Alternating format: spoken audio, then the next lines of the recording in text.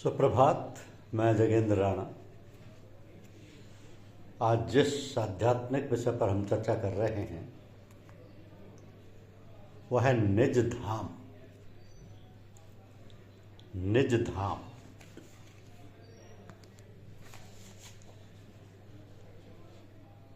देखिए, शास्त्रों में कहा है कि ईश्वर अंश जीव अविनाशी, यानी हम ईश्वर के अंश हैं और अंश में अंशी के गुण धर्म होते हैं। अतः सभी ईश्वरीय गुण धर्म हमें होना चाहिए। हमारा निज देश क्या है? जहाँ हम पैदा हुए वे हमारा निज देश नहीं है, क्योंकि हम तो ईश्वर के अंश हैं और अविनाशी हैं। तो वह ईश्वरीय देश कहाँ है? जहाँ वह अविनाशी रहता है वही ईश्वरीय देश है, वही निज धाम या निज देश है। तो मानव जन्म हमें इसलिए मिला है कि हम प्राणपण से, अंतर मन से निज धाम और निज देश में पहुंचने की पूरी तैयारी करें। उस देश में पहुंचने के लिए हमें जो भी सामान चाहिए, जिस वस्तु की आवश्यकता हो, तो उसे जुटाएं। यही हम सबका पुरुषार्थ होना चाहिए। वरना भविष्य में ये सुयोग मिले न मिले कौन जानता है।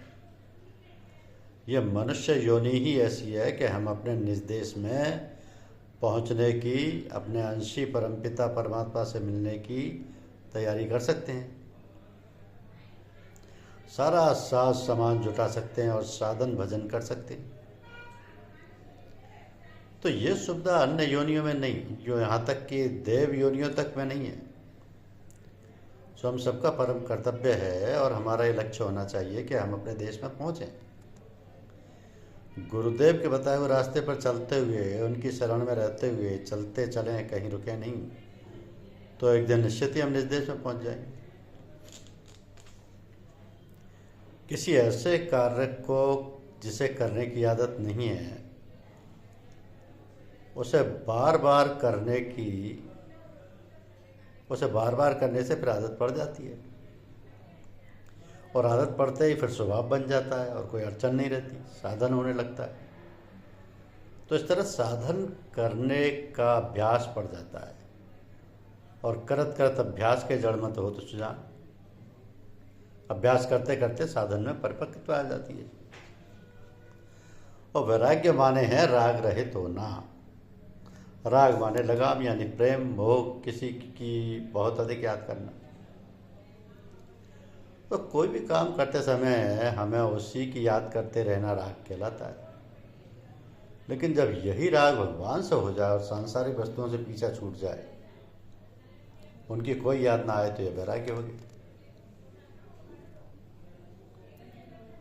तो सबसे सरल तरीका है कि किसी वस्तु को, किसी और बात को, संसार की किसी वस्तु को जिससे आपको लगाव है, छोड़ने की कोशिश मत करो, बल्कि भगवान को, सद्गुरुदेव को, अपने इष्ट को अधिक से अधिक पकड़ने की, उनसे संबंध रखने की, उनकी याद करने की और उनके साथ रहने की चेष्टा करो।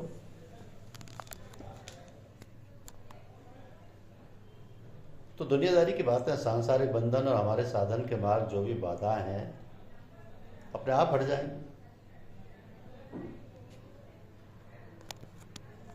अपने आप हट जाएंगे। जैसे कोई दोनों हाथ की मुट्ठियों में अलग अलग कोई वस्तु पकड़ ले और सारी ताकत एक ही मुट्ठी में लगा दे, तो दूसरी मुट्ठी अपने आप खुल जाएगी। इसी प्रकार जब हम ईश्वर से पूरा उत्साह और चेष्टा से सारी चेतना तथा बल को लगा देंगे, तो संसार के बंधन अपने आप छूट जाएंगे, टूट जाएंगे, और यही वैराग्य की दशा अपने आप आ जाएगी। हमें साधना ठीक तरह से, पूरी लगन और परिश्रम से करनी चाहिए। सद्गुरुदेव ने, अपने पथ प्रदर्शक ने जो अभ्यास बताया है, उसे पूरी लगन और उत्साह से करते रहो, तो फिर कोई कठिनाई ना होगी, और धीरे धीरे ये अभ्यास दृढ़ होता जाएगा। इसमें अधिक आवश्यकता है कि सत्संग की। तो हमें सत्संग मिला है, अतः गुरु रूपी अंगरक्षक को साथ लेकर मार्ग पर चलो, ताकि कोई खिटका व फिक्र ना रहे और अभ्यास करते करते बेड़ा पार हो जाए। तो हमें अपने जीवन को ईश्वर तुल्य बनाने का कितना स्वर्णिम अवसर प्राप्त हुआ है, हम इतने सुंदर सत्संग और सद्गुरुओं की छत्र छाया में जीवन यापन कर रहे हैं, हम थोड़े प्रयास से सत्संग द्वारा और सद्गुरुओं की इच्छा अनुसार अपने को ढाल कर उनकी आज्ञानुसार जीवन यापन कर अपने को आसानी से ईश्वर तुल्य बना सकते हैं। इसका सबसे सरल और सुगम उपाय ये है कि सद्गुरुओं से जितना अधिक संपर्क कर सकें करें। जितना ही हम उनका सत्संग करेंगे उतना ही हमारा उत्थान और उत्कर्ष सहज रूप से होता जाएगा। तो जिस स्थिति और अवस्था की हम कल्पना तक नहीं कर सकते, वह ईश्वर तुल्य अवस्था स्वतः ही प्राप्त होती जाएगी। मंदिर का मतलब है वो पवित्र स्थान जहाँ पर परमात्मा की पूजा होती है। हम अपने मन को मंदिर बना सकते हैं, लेकिन इसके लिए मन की पवित्रता आवश्यक है। उस प्रभु को हृदय में बसाने के लिए फिर हमें पवित्र और निर्मल बनना पड़ेगा, क्योंकि उस परमात्मा का रूप दिव्य है, निर्मल है। अतः हमें अपने अंतर मन को निर्मल और शुद्ध बनाना होगा। तब हमारा मन एक मंदिर बन जाएगा जिसमें परमात्मा का निवास होगा। तो मन की शुद्धि के लिए राम नाम का सहारा लें। ओम नाम का जाप या ईष्ट देव द्वारा निर्दिष्ट आराध्य देव की अर्चना करें। इसी से अंतःकरण की शुद्धि होती है, और जब मन पवित्र हो जाता है तब परम प्रभु का निवास वहाँ स्वतः हो जाता है। तो अंतर्मन की पवित्रता की पहचान ये है कि उसमें किसी के प्रति भी प्रतिकूल विचार ना आए। जब वह अवस्था प्राप्त हो जाए तब राम के आत्मदर्शन से समय नहीं लगता, बस उसको पाने की धुन होनी चाहिए। एक बार जब साधक या भक्त अपने आप को समर्पण कर देता है तो प्रभु उसको अपनी चरण शरण में ले लेते हैं, और फिर पूरी पूरी जिम्मेदारी उनकी हो जाती है। तो वो फिर भक्त को अपने से विमुख नहीं होने देते। फिर भी साधक कभी कभी अपने मार्ग से भटक जाते हैं, तब कोई ना कोई झटका लगता है, चेतावनी मिलती है। इसलिए संसार में प्राय देखने में आता है कि भक्तों या साधकों पर कभी कभी बड़े संकट आ जाते हैं, बड़ी विपत्तियों का सामना करना पड़ता है। तो वास्तव में ये विपत्ति नहीं, रघुपति की दाया, भोग भुगाए छुड़ावई माया। विपत्ति आने पर जब भक्त त्राही त्राही करने लगता है और दीनहीन हो वह प्रभु की ओर पूरी तौर से उन्मुख हो जाता है, प्रभु को पुकारने लगता है, तब उसे प्रभु का सहारा मिल जाता है, जिससे वो संभल कर सही मार्ग पर आ जाता है और साधना आबाद रूप से चलने लगती है। इसलिए विपत्तियां चेतावनी हैं। इसके साथ ही संस्कारों का भोग भी सरलता से भुगत पा दिया जाता है। जैसे जैसे साधक आध्यात्म पथ पर आगे बढ़ता है, वैसे वैसे उसे नए नए अनुभव होते हैं। कभी कभी तो ऐसे अनुभवों से वह चकाचौंध हो जाता है। इन अनुभवों से एक अजीब हालत पैदा हो जाती है।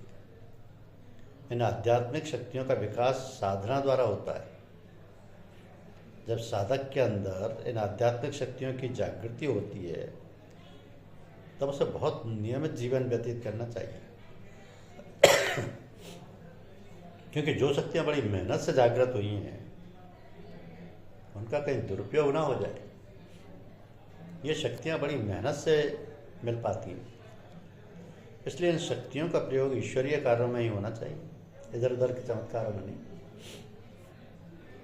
इन शक्तियों के सहारे ही साधक अपना विकास करता हुआ उस परम पद को प्राप्त कर लेता है, जो उसका एकमात्र लक्ष्य है। तो धार्मिक पुस्तकों का पढ़ना, शास्त्र, वेद, गीता, रामायण आदि का पाठ, जिससे हमें अपने कर्तव्य धर्म का ज्ञान होता है, धर्म अधर्म का बोध होता है, हमें क्या करना चाहिए क्या नहीं करना चाहिए इसका विवेक होता है। ये सब एक प्रकार का स्वाध्याय है। एक दूसरा स्वाध्याय अपने हृदय और अंतःकरण को टटोलना, ये बड़ा कठिन काम, किंतु अपने दैनिक कार्यकलाप का लेखा जोखा करने पर हमें अपने विकास का पता चल जाता है। तो दिन रात 24 घंटों में एक बार सोते समय जब कभी कामों से फुर्सत पाकर हम निद्रा की गोद में जाने लगे हैं, तब प्रातः से लेकर रात के समय तक की अपनी सारी कार्रवाइयों को समझें और उन पर विचार करें। जो काम हमने शास्त्र, मर्यादानुकूल, धर्म और रीति नीति के अनुसार किए हैं, उनके लिए भगवान को धन्यवाद दें और ये कहें कि प्रभु, ये आपकी दया कृपा से ही संभव हुए, फल तो वह आपको ही अर्पित हैं। और जो मर्यादा रहित, शास्त्र विरुद्ध पाप कर्म हो गए हैं, उनमें अपना दोष और दुर्गुण समझकर उनके लिए भगवान से क्षमा याचना करें तथा प्रार्थना करें कि हे प्रभु, ये दुष्कर्म, ये पाप कर्म हमसे हो गए, अतः आप हमें क्षमा करें और हमें ऐसी शक्ति और सामर्थ्य प्रदान करें कि भविष्य में इस प्रकार के बुरे कार्यकलाप हमसे ना हो, इस प्रकार के बुरे कार्यकलाप हमसे ना हो।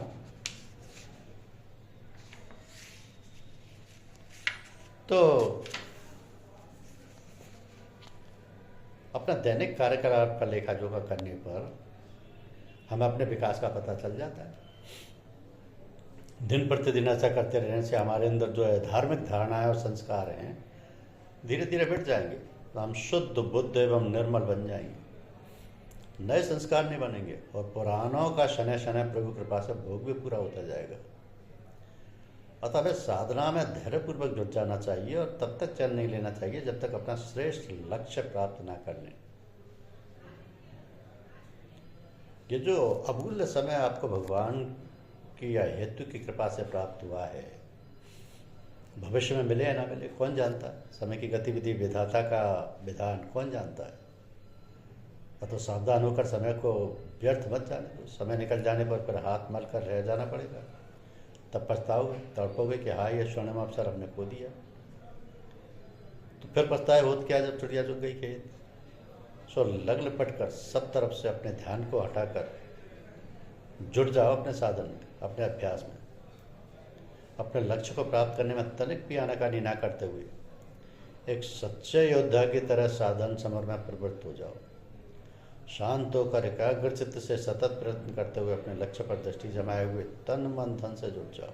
कहीं रुको मत, कहीं पर अटको मत और कहीं ना भटको। केवल अपने साथी, अपने पथ प्रदर्शक, अपने गुरुवर की चरण शरण में रहते हुए उसका दामन थामे हुए निरंतर चले चलो, तब फिर बेड़ा पार है। एक दिन ऐसा आएगा, ऐसा संयोग बनेगा, ऐसा शुभ अवसर प्राप्त होगा कि तुम्हें पता भी ना लगे पाएगा, तुम जान भी ना पाओगे और तुम होगे सन्मुख उस प्रियतम के जिसकी साधना में, आराधना में न जाने कितने समय से, जन्म जन्मांतर के अंतराल से अब इस समय तुम अपने लक्ष्य को प्राप्त कर सके हो। तो आप अध्यात्म मार्ग पर चल रहे हैं, मार्गदर्शक, पथ प्रदर्शक साथ है, फिर आपको चिंता किस बात की है भाई। पथ प्रदर्शक के माने हैं कि वह मार्ग की पूरी जानकारी रखता है। उसे मालूम है कि कहाँ जंगल है, कहाँ भयानक जानवर रहते हैं, कहाँ नदी है, कहाँ खाई है जिसको पार करना है, और कहाँ चोर डाकू लुटेरों का डर है। वो जानता है कि कैसे और किस प्रकार से चलाना है। यानी पथ प्रदर्शक हर क्षण निगरानी रखता है। मनुष्य जीवन पाकर भी यदि हमने अपने आप को ईश्वर से विमुख रखा, उदासीन रखा और जीवन का जो सच्चा ध्येय है, लक्ष्य है, उसे प्राप्त करने में अपनी जान की बाजी नहीं लगा दी, तो फिर पछताना पड़ेगा। ये सब अभ्यास इसी समय, इस छोटी उम्र में करने का है। ऐसा नहीं सोचना और विचारना कि अभी तो खेलने खाने के दिन है, अभी हमारी उम्र क्या है, अभी तो समय बहुत है, क्या जब बुढ़ापा आएगा तब देखा जाएगा। पर ऐसा ही लोग सोचा करते हैं, क्योंकि ऐसा सोचना सरासर भूल है।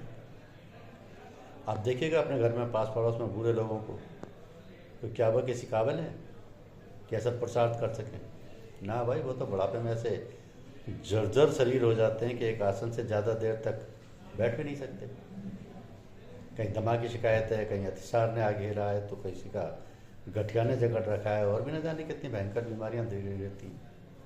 और ये मन तो इतना शैतान हो जाता है कि छोटे मोटे बच्चों की तरह आ जाओ है, बड़ी उछल कूद मचाए रहता है। तो इससे सावधान रहें। धन्यवाद।